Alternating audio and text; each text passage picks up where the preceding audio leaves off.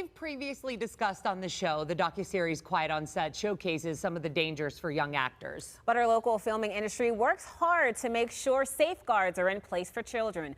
Joining us now to talk about this is local casting director Nancy Mosser and studio teacher Brad Nepa. Welcome. Thank you. Yeah. So we were just talking about the Quiet on Set documentary, and your first word was it was absolutely infuriating.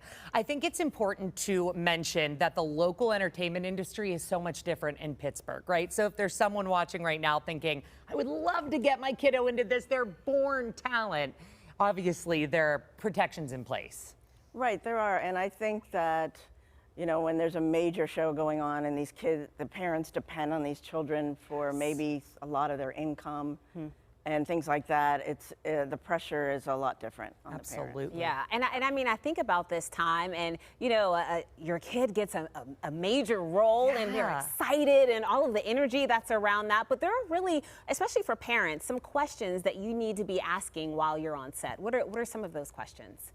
Right, as well, you know, am I going to be able to be with my child at all times? Yes. Which is so important. You have to have eyes on that child. They can't go away and you're not there. Or the studio teacher should be there. Absolutely. Which is what Brad does. Yes, Brad, tell us a little bit more about what a studio teacher does. I had never heard of that before. Well, when they're on set, they have to have school. And by law, they have to have 3 hours of school while they are on set. So you teach them in between their scenes, and you have to have a 20-minute block to make it count. You just add it up through the day. And according to their age, there are labor laws of how long they can be on set. And that has to be really adhered to. Yeah. And a lot of times, the production loses track of how long the child is there, and they have this thing called a pumpkin time. I love that. Very Cinderella-esque. I love it. So when that pumpkin time, they're back to real life. It's like, that ends right now. There's no extending it.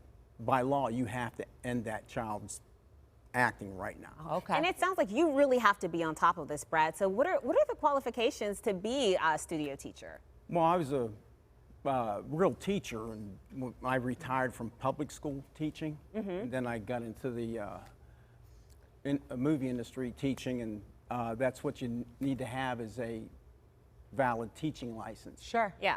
And a lot of time, if a kid comes in from California, they actually need a California teacher. Oh, okay. I have various licenses from other states to do that. That's amazing. And I see some of the cast members from Stranger Things. This is incredible.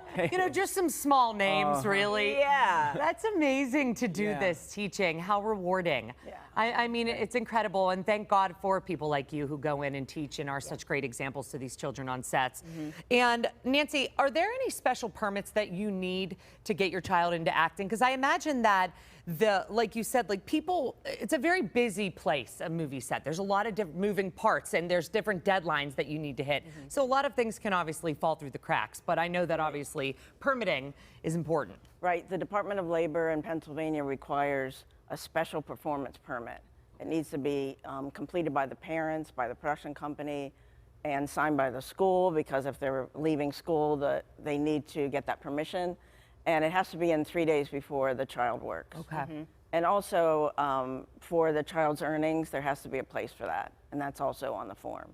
So the parents aren't taking the children's earnings, and it's protected that way too. Oh, I didn't. When we were talking about that. this. Yeah, for Right. sure. We were like, okay, so if they're young enough and they don't have a bank account, does the money get direct deposited to mom and dad? You know, that's really great that there's a protection there. Right. And whenever we were talking about permits specifically, I'm thinking about the people that they're coming in contact with as far as background checks are concerned. Do those need to happen too? There's starting to be more background checks, but not every show does them. Right. So that is really helpful, and it's helped us discover people that shouldn't be on set. Yeah, Right. and really quickly, when a parent is on set, what should they be looking for? You know, maybe if something's a little off, or just kind of putting some safeguards in place. Right. A set is dangerous by nature on a movie set, because there's a lot of FX going on, and a lot of times they're in a kind of a made-up dirty situation where they're laying in fake dirt and Right. Oh, stuff. yeah. So, Especially Stranger Things. Right. Yes.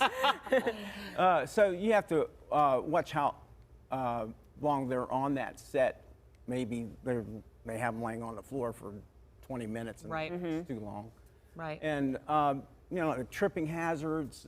Cables. It's just a hazardous location, especially in a studio like Right. 31st Street.